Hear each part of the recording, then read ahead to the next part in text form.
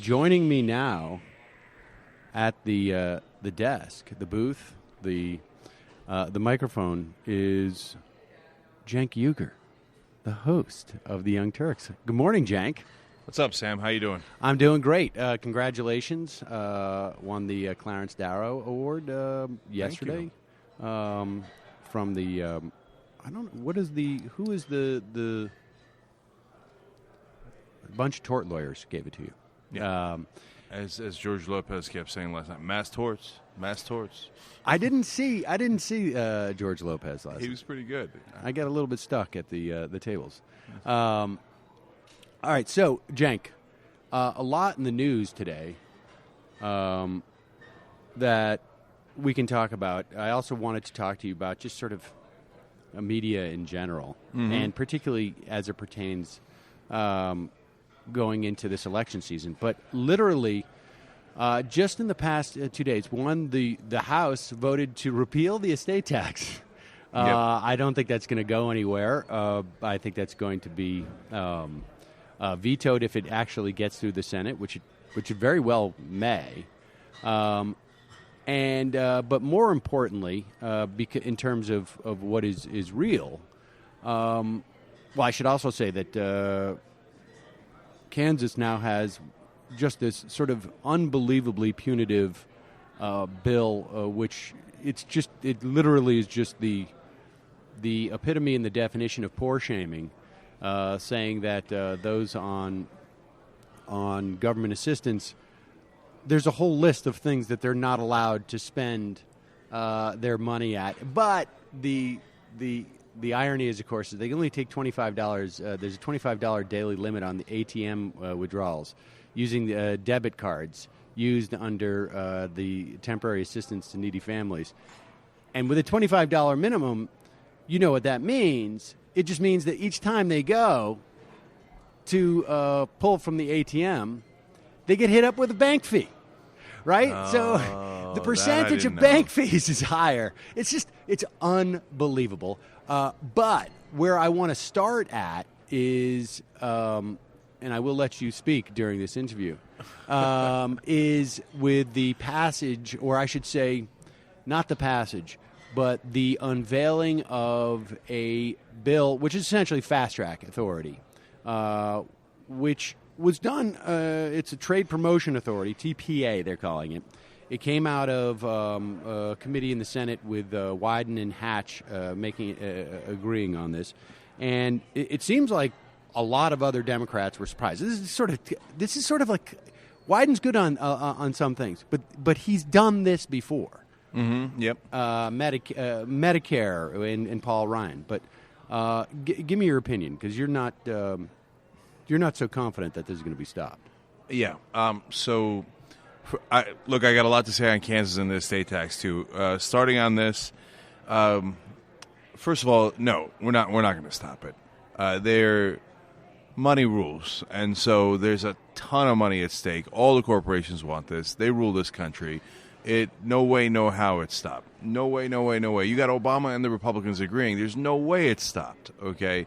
And so, don't get me wrong, progressives, God bless your hearts, fight, and I'll be right there with you, and I will fight to the bitter end, right?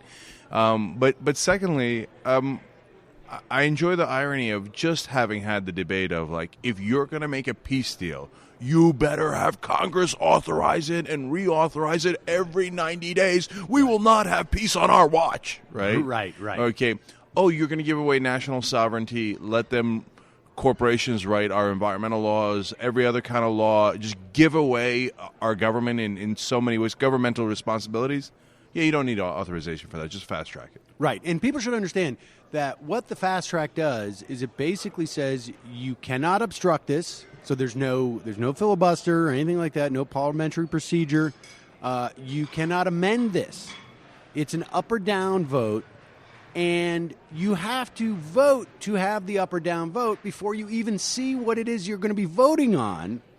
So, for all they know, it could be like, here's a trade deal that says you believe that all human beings have rights, and also we're going to do all this other stuff. So, it could put you in a position where that vote could be rather tricky if you if it's just up or down. The reason I like this story is because it shows you how monumentally full of crap Republicans are and the rest of the media is. Now, wait a minute. I thought you guys hated this Obama guy. I thought you would never agree to anything he wanted. I thought you were principally concerned about his executive actions. Right. That he had too much authority. Right. And now the entire Republican Party just agreed to have President Obama have almost unlimited authority in this deal, and in a deal that is monumentally important in terms of both sovereignty and just the sheer number of dollars that are involved, right? Oh, it turns out you guys were lying. It turns out that actually the Democrats and the Republicans work together, and then you both work for corporations. That all the rest of it is just window dressing. Oh, executive authority this, and he's too powerful that. No, you didn't mean any of it. You just meant, just give it away to the corporations like we want you to. Well, you know what's amazing about this is that we are going to get into. I mean, look, I don't know what's going to happen on the Democratic side, but I can tell you that you're already hearing from people like, obviously, you're going to hear from Sherrod Brown, you're going to hear from Elizabeth Warren. Chuck Schumer was like, this process is not good. Like, he's already coming out, his first step out of the gate. I don't believe him. Well, and I'll tell you why. Because he wants to get Harry Reid's job. There's a decent number of progressives. He already has Harry Reid's job. I mean, I think that if there's anything, if anything we're going to be talking about that's a done deal, he's got Harry Reid's job. I hear you, but Schumer is going left in what I view to be a fairly disingenuous way. He has been doing it for over a year, right? And I don't believe him. I believe that he goes and says good things, and then when the chips are down and you need to reform Wall Street, there's no way he's going to be on your side. No, I agree with that. But the question is he going to vote on this TPA? I mean, let me quote you. He said, "Now, to the extent that any of these fights are over with, him becoming the majority leader seems to be all but wrapped up, as far as I can tell." But this is what his quote was in the Huffington Post yesterday. This process is not good. We're supposed to vote on the TPA. This is the essentially fast track. Tie our hands and not vote on amendments before we've seen what's in the TPP. I've never seen anything like it. Now, that could be he could be just setting up like, oh, you got to let us see the TPP, and then we'll just then I'll rubber stamp it. Who knows? But we could be looking at a scenario, and we probably are looking at a scenario either way, where the majority of the votes for this TPA, for the fast track authority, is going to come from Republicans. And like you say, absolutely. I don't know of another issue that is more important that has gotten less news coverage than this trade deal. I mean, I'm talking about, Ed Schultz, bless his heart, he's been talking about it on MSNBC, but nobody else. I mean, and I know that Hayes is inclined to do this, and maybe, to be honest, I haven't watched that much MSNBC, but it does not seem like it's getting the relevance that it should. And the question is, will this story, now that there's a deal out there, will it actually get some play now? Look, my experience at MSNBC leads me to believe that this is the kind of thing that they're going to be very, very careful about, because you'd be defying the president. What kind of media do we have that gives a damn what the president thinks, right? But we do, and they're going to be really careful, because they're not going to want to call Obama a corporate shill, which he is, which he absolutely is. They'll never say that. You'll never hear them say that, right?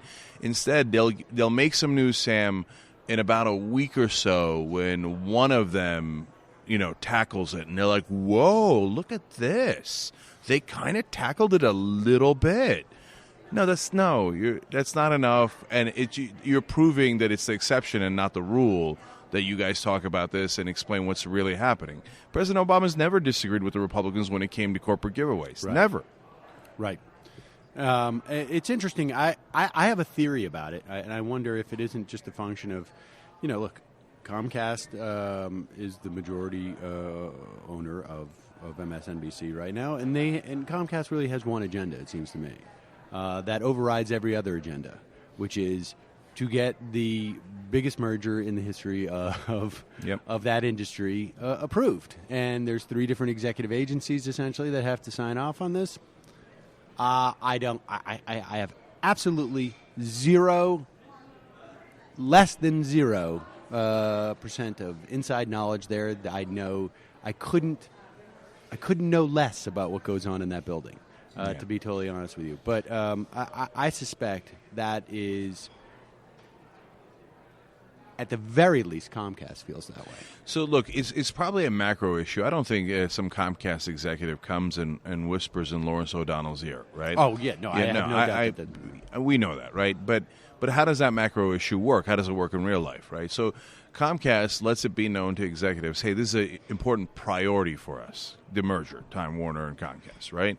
And you would have I wouldn't even imagine they even have to do that. That's right. Like, you'd have to be the dumbest person in the building to not realize what an important priority that is, right?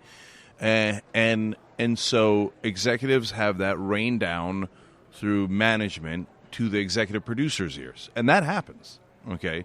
And so when a host goes to plan a segment or do an interview or whatever that they're doing, their executive producer might say things like, "Are you sure?"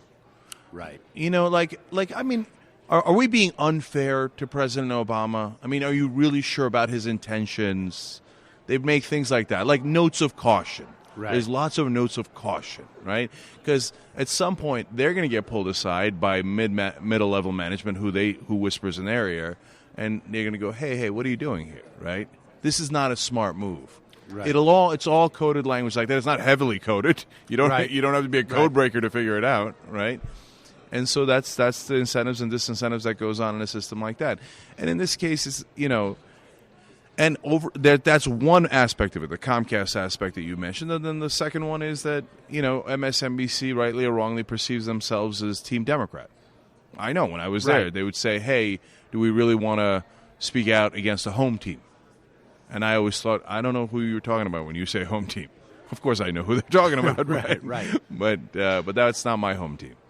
Yeah, it's sort of, I don't know. I've always found that sort of somewhat, I guess, sort of surprising, but on some level. But I'll connect the two. See, I'll tell you a story that I almost never mentioned. At one point, I was doing an interview on MSNBC. It was with a progressive journalist, and I was saying that all the politicians are corrupt, or almost all, and I did this thing that was a little risky on air. I said, name 3 honest Democrats, right? And there are 3 honest Democrats in the country, right? And he went, Ed Markey. I was like, I'll give it to you. He said, Waxman. I said, I'll give it to you. And then he said, Schumer. And I was like, that's literally what the reaction I had. I burst out laughing. And I got to talking to after that. Just like I said, that chain happened, and then my EP came in and said, hey, Cenk, those guys are on our team. You don't have to say things like that. Oh, that's funny. Yeah. Oh, that's funny. It was funny, too, but I guess, Schumer in particular. Yeah, I mean, I guess, Michael just IM'd me to remind me that Schumer was also questioning recently, should President Obama have exerted so much interest on Obamacare as opposed to, I guess, I don't know what really Schumer had in mind he should be doing, enforcing. Yeah, that drove me crazy. But all right, so let's turn a little bit to 2016 and another sort of posturing. We're seeing Hillary Clinton praise Elizabeth Warren. Oh, yeah. We're seeing there's some report today that she may hire Gary Gensler as her campaign CFO. Gary Gensler, who turned out to be the head of the Commodities Futures Trading Commission, who turned out to be much better than people anticipated. Yep. Not just better than people anticipated, was good. Yeah. In terms of being a regulator of commodity trading. I mean, so I'll get charges of unfairness here, right, with Hillary. But Jake, let me just ask you this. I mean, do you really have to? I mean, we're all on the same team here. We're all on the same team. You get it, right? So, first of all, if you say Hillary's better than the Republicans, with these Republicans, impossible to disagree with that. Of course she's better than the Republicans. The Republicans are loathsome. But I mean, like, who's better, the masked man down the street or Newt Gingrich? The masked man down the street. Yeah, I get it. They're horrible people, right? So if you're talking about a primary and you say she'll do, she's progressive, like she cares about children, right? I agree with you. She cares about children. I guess she'll do, right? But it's not it doesn't warm my heart over, and it doesn't win my vote, right? In terms of primaries, if you got a real progressive against Hillary Clinton, I'll take a real progressive every time. Of course. So one that hasn't served on the board of Walmart for all this time, one that hasn't taken hundreds of thousands of dollars from Goldman Sachs to tell them that they were misunderstood, one that hasn't supported the Iraq War, seems to, talked about how we should have gone into Syria with bombing earlier. We should have supported the rebels in Syria earlier, the rebels who kind of turned out to be ISIS. And she brags about that. I don't get that. And she'll claim, no, I didn't mean the ISIS rebels. I meant the other rebels. No, you would have gotten into a mess because your nature is to get into messes because you think war is the answer. Right. So, no, not very interested in Hillary Clinton. And, of course, she's posturing. I mean, look, she was already taking too many risks by being in bed with Goldman Sachs before the primaries began. Now she realizes that, and in a smart political move, she's, smothering Elizabeth Warren with love. And Gary Gensler, he worked at Goldman Sachs, but turned out that he was a great guy, and he was a real reformer, and he was a really good guy inside the government. Not no problems. I like Gary Gensler a lot, right? But he goes to CFO, a fairly meaningless role, and no policy. Right. You're just going to handle the money. Can Gary handle the money? Fine, and be progressive in his little corner as he runs the cash register? Sure he could. Right. But that doesn't really matter. Right. I mean, one doesn't know. Is this a head fake? I mean, sometimes I would imagine if we go back and look at the CFOs of most campaigns, they will end up in the administration in some fashion or another. But this again could be something of a head fake. I mean, from my perspective, I don't know and I don't care really what is in Hillary Clinton's heart any more than I know or care what's in Barack Obama's heart. I mean, and it is very much about who they surround themselves with at any given time, and what political pressures they feel and how sensitive they are to those political pressures, right? And so, I have a very similar feeling about Hillary Clinton. I'm not going to say she doesn't care about children. She did support welfare reform in the mid-'90s. And so it wasn't, it didn't, if you're a poor kid, that's not going to help you out, the welfare reform, particularly when the economy falls apart and there's no jobs. That said, I think we're similarly situated in terms of our perspective on the election. But it is interesting to see, at least in my mind, the power that Elizabeth Warren has, if only to make Clinton, at the least, sort of posture in that direction, right? I mean, because that's a great point. We did not have such a sort of a gravitational force in the past. Now, it may be just posturing. It may be posturing that has to be backed up with actually some legitimate moves. But we don't know. But it's better than going the other direction. Let's put it that way, right? Yeah. She tried to go in another direction in 2008 in a primary and it didn't work. Right. And I think, so I guess time will tell.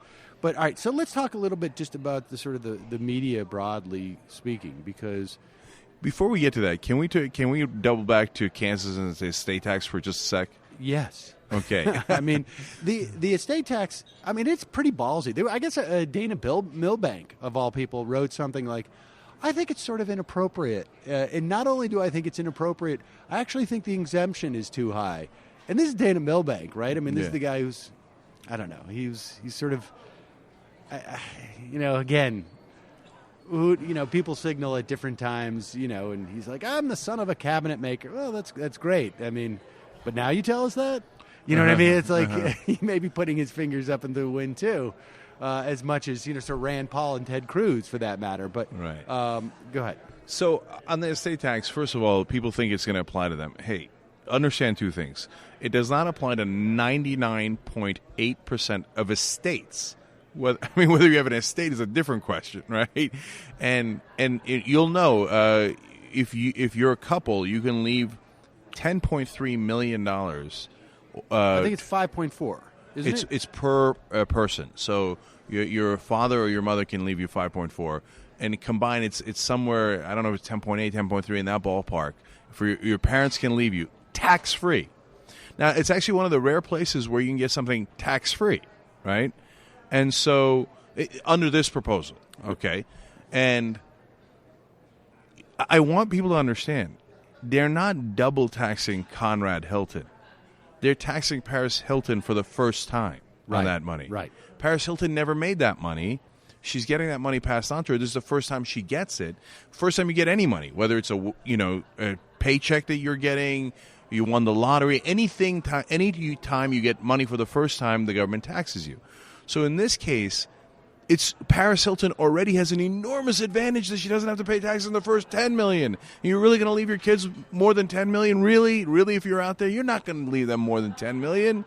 You're just doing the richest bidding. I like to think that I will be leaving. It's a lot that has to do with how well I do at the tables before I head back to New York today, I have to say. But yes, of course. And I think, I think at the very least, I know this audience is aware how absurd it is. And you're right. I'm sorry. I didn't realize it. It rose for 2015 to $5.43 million per person. Now, people should understand that after that first, well, if it's just one parent, it's 5.43. If it's two, it's probably 10.86. Right. After that, then you have to pay a 40% tax rate on that. But that's it. 40%. So that's not, there's no, and there may be on top of that a state tax, tax, depending on what state you live in. But, when you start getting up at around like 11, 12, 13 million that you're getting, and instead of, if your parents die, and they are going to leave you $15 million, or they have $15 million left in their estate, that means that you get the first 10 tax-free, more or less, really actually of the first 11, and then the other 4, you're going to get half of that. So you're stuck with $13 million instead of, I guess, $15 million. Come on, man. Come on. And you know what it is? It's tough to get by on just that 13. Yeah, especially when you didn't do anything to earn it. It's right. It's in essence winning the lottery. Right. It's like saying, why are you taxing me when I won the lottery? Because we tax income. That's what we do. That's how we fund the government. That's how we go to war, right? If you're a Republican, you love war. That's how we pay for it. And to that point, this is going to cost America $256 billion. Right, because we're really talking about literally half a dozen families. And we know where this is coming. This estate tax, which was dubbed the death tax by the ethically and follically challenged Frank Luntz, essentially because literally half a dozen families got together, the Waltons, a couple others, and said, let's hire this dude and let's push this. Because for them, it's not just a question of $13 to $15 million. It really does make they could take a sizable bite. Like they could only leave their heirs, something like, I don't know, $500 million as opposed to $1 billion. And that's for them. For some of them, it really is since they have, I think, on average, something like $6 billion per Walton now, and that's after Sam Walton passed it down. Well, then you're talking about $1 billion here, $1 billion there. That's real money to them. But think about that, right? I'm not too concerned about it. But think about that, right? The Sam Walton's grandkids didn't do anything to set up Walmart, right? And they're like quibbling over, should I have $2 billion or $3 billion left to me? And because they don't want to be taxed at all, to protect a couple of dozen families, we're going to cost the government $250 billion. Well, so, I mean, you want to talk about redistributing wealth? They're redistributing it to the top. Well, no, I would say actually, for me, the issue is less about what it's costing the government, because I'm not so. I am of the mind that the government could just print more money if it wants to, frankly, but that's a different discussion. But it is about who is about mobility, it is about wealth inequality. What's interesting, because obviously if you keep the money in the hands of you can shuttle that money and keep it, you're basically developing an aristocracy, a moneyed aristocracy. What's interesting is that the Congressional Black Caucus is in favor of repealing the estate tax, as far as I know. And I know this and understand this because of a couple of years ago, I was on an episode of Hayes' Weekend Show with a guy named Peebles, I think it is. And I can't remember where he made his money, but I was having these arguments with him at the table. He was Obama's finance chair when he was running in 2008. And I was having these arguments. I had no idea who he was. Mm-hmm. And we were arguing about the estate tax at the time. We were arguing about, I can't remember what it was, Medicare. And after the show, I was just like, and during the break, he's telling me, like, the Congressional Black Caucus supports getting rid of the estate tax. And I'm like, who cares? Well, I don't care, A, but B, and he's like, because it's about building wealth in the black community. What a joke. And that is the argument that essentially, it also turns out, I should say, he's like the 9th richest African-American in the country. Oh, really? I wouldn't have seen that coming. Oh, wow. Coincidentally, he was in Forbes' top 10 African-American wealth. But it's when he's talking about, maintaining and building African-American wealth in this country, he's really talking about his family is going to be the representative of African-American wealth. As if, like, he's just going to give it to all his cousins. Like, we're going to give the money to very, very distant cousins. So here's what I would be in favor of. I would take the entire estate tax and promise it in free education to whoever we thought qualified. Higher education, right? What a great bridge, right? Bridge of opportunity. So, hey, Sam Walton, thanks for working really hard. You made $1 gazillion. You never had to worry about money your entire life. Your kids are now actually so rich. His 6 kids, I think, have more money than 100 million Americans combined. Okay? They were fine. That your grandkids are going to be fine. Their great-grandkids are going to be fine. Well, they're probably going to be drug addicts, but that's okay. Anyway, right. So now can we tax some of that money to create the next Sam Waltons, right? To provide an opportunity. Let's take the money and say, hey, you get to keep an overwhelming percentage of it, but let's take some percentage and build opportunity for the next generation. It's a hard thing to argue against. I mean, Republicans would do it anyway. The guys who said, budget, and then just blew $250 billion hole in the budget to help a dozen families to redistribute money to the top. Right? But it'll make that argument harder. Well, that's very un-American of you, Cenk. And speaking of being un-American, let's talk about Sam Brownback.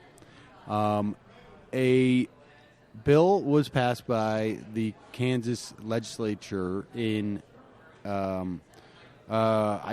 maybe 3 weeks ago. And Brownback has now, apparently, yesterday, signed it.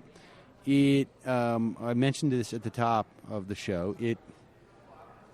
It bars spending temporary assistance to needy family funds on movies at swimming pools. Not to purchase a swimming pool, because obviously you can't buy a swimming pool, but to go to a swimming pool, like a community swimming pool or a private. I mean, just contemplate this for a minute. Like, if you're on welfare and you're a kid and it's the middle of the summer, you can't go to a swimming pool if it costs money. I mean, just contemplate, like, the stigma that just, like, you can't, or on cruise ships, because we know there's so much money you get from Tampa. You're going on cruise ships. You can't do it at a jewelry store or tattoo parlor or massage parlor, body piercing parlor, psychic or fortune-telling business, bail bond company, video arcade, or any retail establishment which provides adult-oriented entertainment in which performers disrobe or perform in an unclothed state. Like I said, it also does that $25 limit on withdrawals, which means that the percentage of your money that's going to be taken by fees is going to be higher, right? You're going to have to go every day to get $25, and you're going to pay a fee every day, as opposed to I'll take $50 out and be subject to the same $2.50 fee instead of $5 over the course of 2 days. I mean, just for example. Unbelievable. Their disingenuous tricks have no bounds, right? So, honestly, Sam, I didn't even think about that. I think that's a great point you're making. It's like with the drug testing. They pretend, these guys got to drug test them. We know it's wildly ineffective. It's a tiny, tiny percentage of people. Less than the general than population, yes. Than the general population.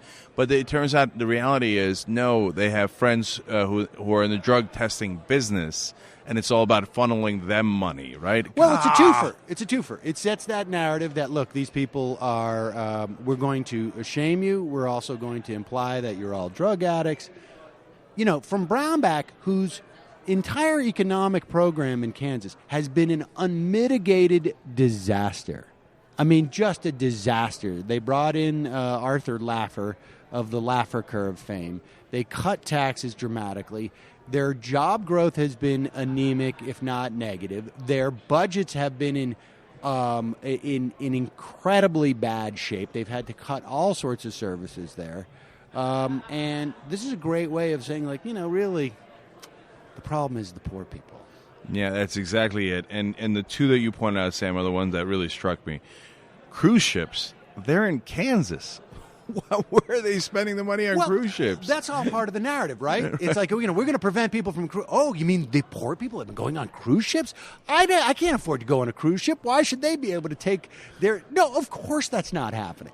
Right? Where are they finding a cruise ship in the middle of Kansas? Where are they finding that? Well, they're flying flying to California and Miami? That's right. With their $25 to take a cruise ship? That's right. And the pools really, really struck me because it's ugly. It's not just the stigma you're talking about, Sam, but it reminded me of no blacks allowed in the pools. Right. Now we've changed it, and it really is symbolic of what's happening in this country. No poor allowed, right? The new stratification is poor versus the middle class, because they desperately want to divert the middle class's attention away from who actually runs this country and who's actually creating the problems. So their whole point is hate the poor, hate the poor. Don't allow them. You can allow their kids to swim next to your kids. Whatever you do, don't look at the rich, don't look at the elite, don't look at the special interests and the lobbyists that are actually running the country. Well, and I also think that there is, I think it's a fairly safe assumption that for a lot of people, there is an association. When they talk about welfare recipients, there is a certain amount of coding that's going on there and saying, we're talking about black people. Mm-hmm. I think I think it's both sort of metaphorically what you're talking about and literally from their perspective and the way that they deal with it. But it's just, man, and he's a big Christian too, isn't he? Yeah. Isn't Sam Brownback the biggest of Christians? Yeah. Oh, he's big time Catholic. Might be Opus Dei. Yeah. Oh, is he? Yeah. And all these guys, he's so Christian that they love to beat up on the poor. They've never read the Bible. Everything is a lie. Every single thing that they say is a lie. If Jesus came back, he'd make a beeline for Kansas, grab Sam Brownback by the ear, and toss his ass out on a cruise ship. That's right. It would be pretty funny, actually, if Jesus came back and all he did really was just to run a cruise lines. It would also be funny if Jesus came back and he was pissed. And he's he just beats down one Republican after another. They're like, watch out for the apostles. It's like a new gang. What are you guys doing? All right, so let's talk just and I'll let you go because I know that we're both sort of in recovery mode a little bit from last night. We had a late dinner. We did, and I was bragging last night that I don't get hangovers. Turns out I was slightly wrong about that.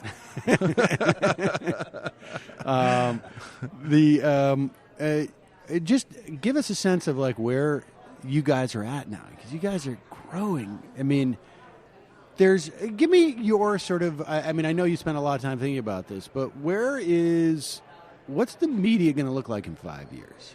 Yeah. I have a good sense of 5 years. I have a much better sense of 25 years, right? In 25 years, TV as we know it today will not exist. It most definitely will not exist, okay? So now let me be clear about what I mean by that.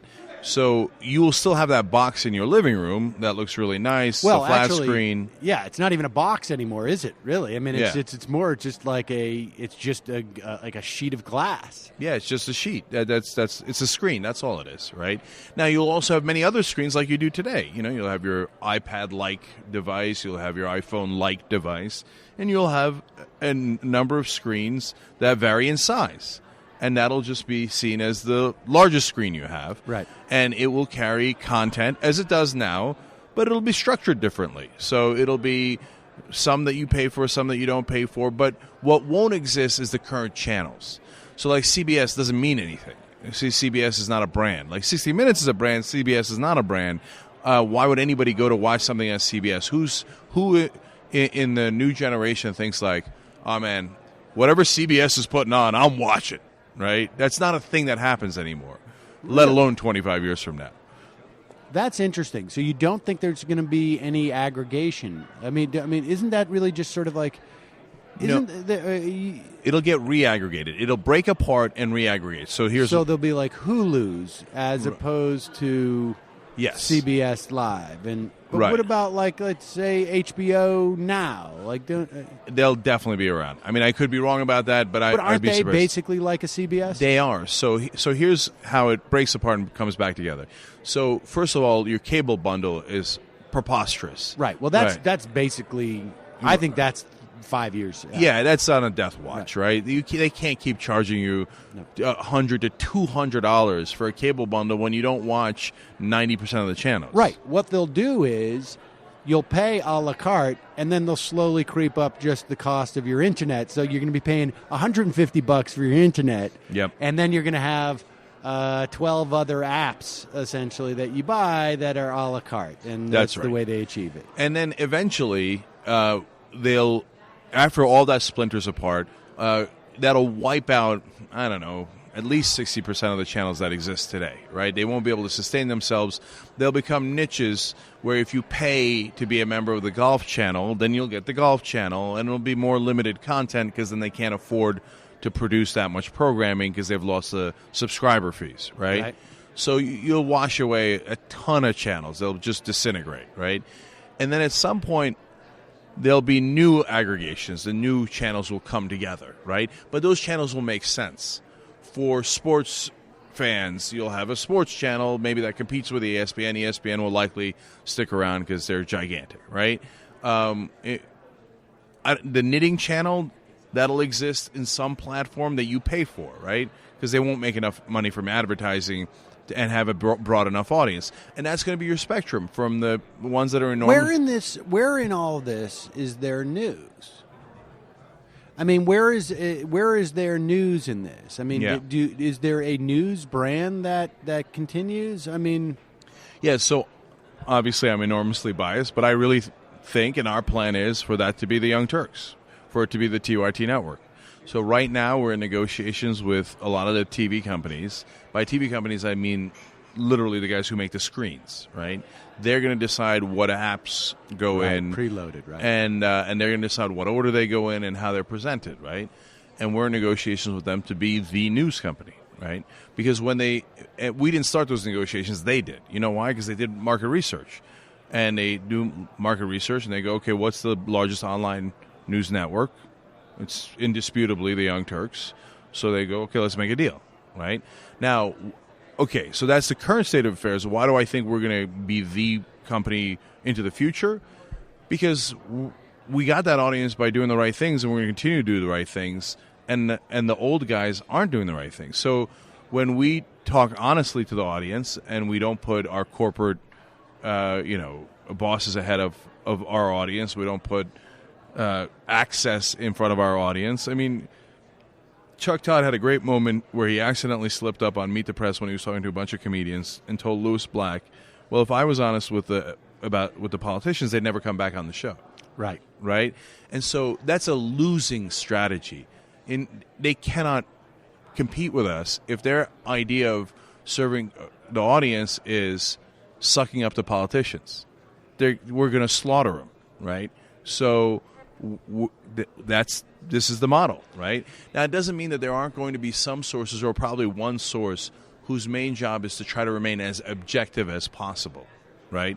Because we do commentary, we do analysis, so we don't mind having a perspective. And 9 out of 10 times, passionate will beat dispassionate. And we're passionate, right? But it doesn't mean that there's no room for dispassionate. But there is no room for neutrality. That's a big right. difference that a lot of people don't understand. It's going to be interesting, if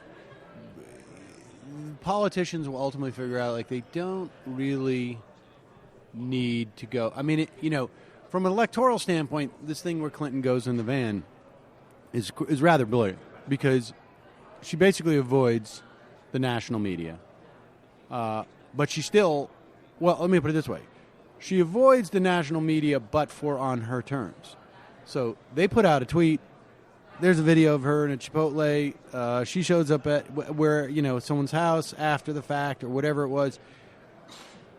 Everybody knows that. Mm-hmm. But they also have prevented the national media from getting the jump on it and getting into a position where they actually are scrutinizing her. It's an interesting, I don't think it's a productive, I don't know that, frankly, either way is terribly productive for American politics, but it's an interesting change and tactic on her part that I think is going to be effective in terms of what they want to achieve. But yes, Chuck Todd complains like they'd never come on, and frankly, but at one point I think they're going to say, like, there's no value in us going on, and I'm not sure for the rest of the American public, based upon watching Chuck Todd do that, whether that there's a value. He's right, though. If he was challenging to them, they would not come on. Eventually, they would stop coming on. And they would go somewhere else where it's a little bit less hostile to them. Well, I know literally because somebody from Harry Reid's office a long time ago pulled me aside and said, "Cenk, you're done. We're not letting Harry Reid back on your show. You're banned." And I laughed and laughed. I was like, whoa, wow, Harry Reid won't come on the show anymore to give me his talking points. That's the thing that I think, it's interesting to me. It's like I've never, as a, programmatically, I don't really talk to politicians that often. If I'm at, like, an event sort of like this and they're here, I'll ask them some questions and sit down. But I don't generally expect to get answers that are, terribly surprising or interesting. And, there's some politicians who I enjoy talking with because I actually think they're thoughtful and I want to know what their strategy is to do certain things. But in the main, I don't feel like, God, I'm not listening to Sam Seder show anymore because he hasn't had, Harry Reid on in ages or something to that effect. Yeah. It's not as much of a detriment as I think they perceive it. Right. So you're right on both counts. One, Chuck Todd can't lose access to those guys, and he will lose access to those guys if he's doing Meet the Press. That's the way the game is played right now. So that's why Meet the Press is falling in the ratings and will continue to fall and will never rise again because it provides nothing interesting, right? And then you're also right that the politicians realize, hey, wait a minute, I can just put this video up on YouTube. And I don't have to deal with a tiny hassle of, like, softball questions that I know are coming. I can totally dictate the message. And then what's going to happen is they're going to run it on Meet the Press anyways. That's right. It's just going to be my YouTube, and they're going to talk about it. And I talk about message discipline. I can stay right on message because I can do a take two. That's all exactly right. Eventually, out of that, someone will rise that has enough ratings and is respected enough that politicians will have to go on there to try to compete, right? Because, so for example, it actually already exists on the right, and honestly, it's Fox News. So there's going to be about a dozen Republicans and fighting to the death in that primary, right? Right. And they got to stand out, right? And Fox News has the conservative audience. And Megyn Kelly and from time to time Bill O'Reilly will actually ask them challenging questions. Yep. 79% of the interview will be softballs, but for some percentage of the interview, Megyn Kelly and Bill O'Reilly will ask them questions that make them uncomfortable, right? And so that's because they've accrued enough power and ratings to be able to do that. But on a national and level... Roger Ailes has presumably said, yeah, you got the green light on this one. Right. Now, they're not going to do it once that person is in power. Right. But in order to determine who's going to be in power, they're going to have that process. Right. But on a bipartisan matter, from the guys who should be doing it to both Democrats and Republicans, that no longer exists. Yeah.